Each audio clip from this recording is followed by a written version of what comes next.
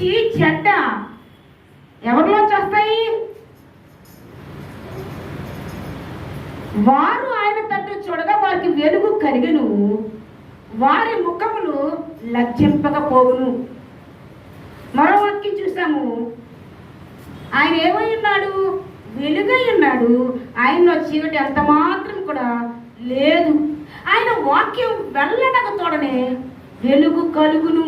అవి తెలివి లేని వారికి తెలివిని కలిగించేస్తున్నవి.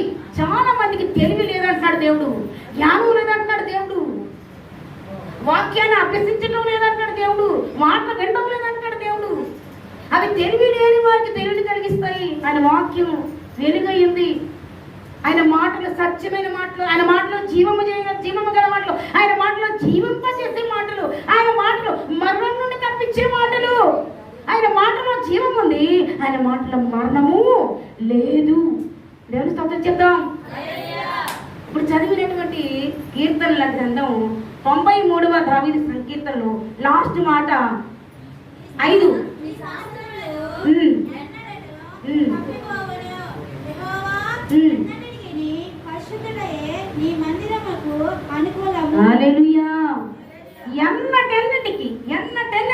ఎన్నటెన్నటికి ఎప్పటికైనా, ఏ రోజుకైనా, ఏ స్థితికైనా పరిశుద్ధతయే అనుకూలము.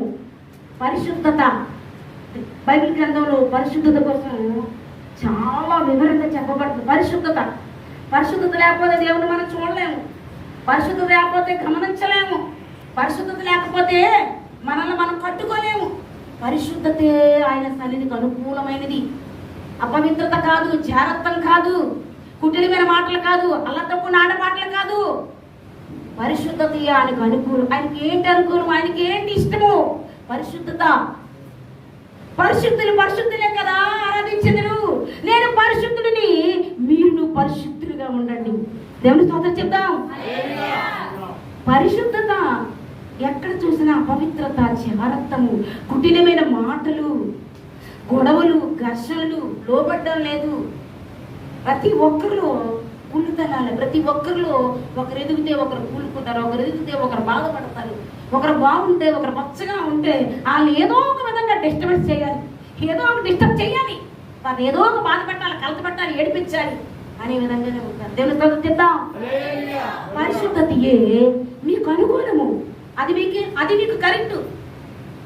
మీరు పరిశుద్ధంగా ఉన్నారా? మీరు అడగండి, నేను ఇస్తాను. మీరు అనుకూలంగా ఉండండి, పరిశుద్ధంగా ఉండండి. దేవుని సన్నిధికి పరిశుద్ధతయే అనుకూలము. ఎన్నటెన్నటికీ కూడా ఆయన